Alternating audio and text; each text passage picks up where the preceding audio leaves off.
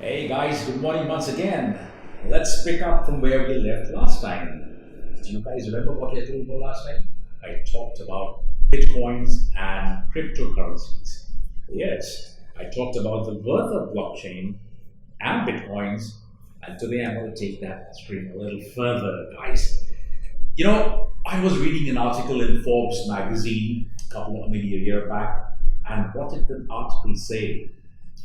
It said very soon we won't trust anything unless it's on the blockchain. That was music to my ears. I said, wow, I've been understanding blockchain since the last 7 or 8 years. By the way, that makes me a virtual grandfather of blockchain. Yeah, 8 years in the space. It's been a long time. And as they say in Virginia Slim's ads, you've come a long way, baby. So yes, we've come a long way from there. 8 years back, it was just bitcoins, crypto. Now, that entire narrative has changed. It's completely changed. It's gone beyond just Bitcoin trading. It's gone beyond that. Let me share with you. You know something? Not just Forbes. Everybody talks about how blockchain is going to change our world. Yeah, it sounds great. Let's see how, but it does. Blockchain is not just an information technology. Blockchain is an institutional technology, and institutional technologies come around very rarely. That's what's making it different. And you know what? It's great for people who understand technology, are in the technology space, or even those who are not. Well, let's take my example. I myself am not a tech student. Really, I'm not. I have not done my engineering, I have not done technology formally. But one thing I have the passion. I loved blockchain. I loved what we were learning there. I loved it. And I loved underpinning technology that created the Bitcoin. I said, if somebody can create this, the technology's got to be brilliant. And that's where I'm going to make you see the same thing, what I saw. There is a gentleman. I'll talk about why blockchain is so trustworthy, etc. a little later. But let me tell you a couple of things. We had our own Bill Gates talk about this. He says it's going to be a game changer. Of course, it's going to be a game changer. It already is a game changer. Microsoft is a major player in this. Then we have this gentleman called William Mohair. He is a startup guy. He's a guy who invests a lot in startups, and he's been doing it for several years. He's a big venture capitalist. He puts a lot of money in great startups. Now, there was one thing he said in an interview. He said the old question was, is it in the database? People used to ask this, is it in the database? It's going to be replaced by, is it on the blockchain? Big movement from just saying database to blockchain. Why? I don't know if many of you have read. Very recently, we read a news article, maybe about 2 weeks back, say around mid-November. Big Basket, one of the guys we do almost every day, we are buying stuff and getting it delivered to our houses, had a data leak, and are almost 2 crore databases were available for sale. My name, your name, address, phone number, bank account details. Guys, everything was for everyone to buy. You like that? Would you like that? No, I wouldn't like that. Would you like a database for everybody? You wouldn't like that. Even as we speak right now, we've got 5.5 lakh marketing agencies in this country who have Aadhaar card, they have your passport details, they have your PAN card, oh God knows what else they have. And they obviously have your numbers. You get a lot of calls every day, loans, cards, policies, God knows what else. Right? How did it reach everybody? Isn't our data secure? And if it's not secure, it's really, really scary. Isn't it scary? Would you like to have all your data with everybody?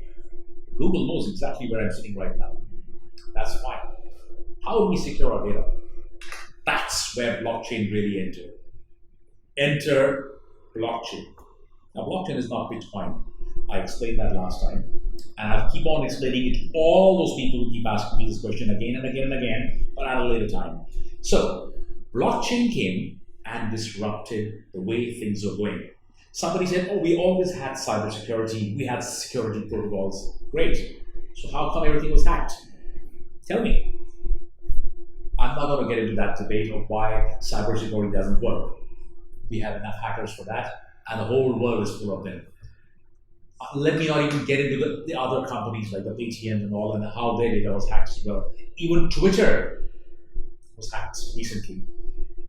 Now, if Twitter can get hacked, it prompted their CEO, Jack Dorsey came and said, listen guys, I'm going to move everything on the blockchain and bitcoins. I'm going to move this. Why? Such a huge social platform said, I'm going to go on the blockchain. Why? I don't want my guys, my subscribers, all that data to be compromised. My security systems did not work when I got hacked. So he said, let me put it on the blockchain. So now I'm back to the same question. Why blockchain? Because blockchain has certain principles which make it a fantastic technology. It is, first of all, every time you have a data, it becomes timestamped.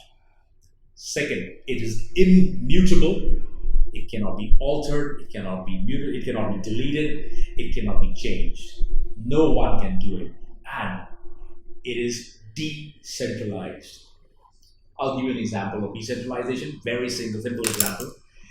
I am sure we all have heard during our school or somewhere a saying which says, do not put all your eggs in one basket. You heard that? Yes, I'm sure all of us have. Why do they say that? People knew about decentralization way before. Our grandparents knew about it. We are just implementing it now, guys. So decentralized. Imagine yourself, you got a basket of 12 eggs, you put all the eggs in a basket, you put it on the kitchen table, and you walk out. No problem, all good. You feel your eggs are all safe. Now, somebody drops the basket. A few eggs break. Somebody steals some eggs and goes away. Or somebody steals the whole damn basket and goes away. Now what do? Your data's gone. Your basket is gone. Here, the basket represents your database, central database, and the eggs, the data inside them. Now, do the same thing.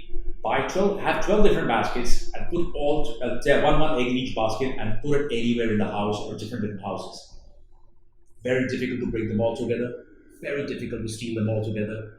Very difficult to destroy them all together. That is the principle of blockchain. It's now decentralized. It is no longer in one place. It has gone to multiple places. Your data has become safer, more secure. I'm not guaranteeing you will know hacking into it, but definitely so difficult to hack that most people won't even attempt it. It'll take too long. It's just like it'll take too long to steal all the different 12 baskets from different places where you don't know where it is. So therefore, blockchain becomes this. Now, blockchain comes across this and has made things so much easier for everybody. Do you know that India has a blockchain strategy paper? Yes. In 2020, beginning of 2020, Jan-Feb 2020, the Niti Aayog took out a blockchain strategy roadmap for India. And what is the Niti Aayog? It is the think tank which advises the government what's the way forward. The government says, well, blockchain, yes, blockchain. Why blockchain? Again, your data, which is now today's cash, today's new gold, that becomes secure because that is what people sell. What is available by big baskets? 2 crore people's data for sale. Twitter, everything for sale. Why? Now let me explain to you one more thing. We all know all the great big startups. I won't name them, but there are lots of startups raising hundreds and millions of dollars, round after round after round. What are the 2 things that they have in common? There are 2 things that all of them have in common. Not the industry, not what they're doing, but the 2 things that are A, they all make massive losses. Yes, that's common. And second, they all have massive amount of database. These are the 2 common factors. That's why we brought in blockchain to protect this data, to secure this data, and decentralized it. Therefore, make it safer, immutable, intermediate. Nobody can now access it unless you give permission. You as a consumer, you as a user should have the power of your data in your hands. Why would you like to give it to a telemarketer? Why should somebody sell my data and I'm not even getting any money for it? Guys, that's not fair. It's just not fair, guys. Blockchain is changing that paradigm. It's just 3 years young as a technology for the enterprise. It's been there for 10 years, yes, but enterprise, corporates, governments are using it just 3 years back. That's why it's becoming a rare, it's such been a rare commodity, and people in blockchain professions even rare. In my next episode, I'll tell you what are the opportunities in this industry, which industries are using them, what has been the impact. I'll let you know. And again, I'm sure you like this episode. Go ahead and say like, go ahead and put a comment, ask me more. Asking is learning. Ask me and enjoy this. Another episode coming up soon. I'll see you again after some time. Thank you.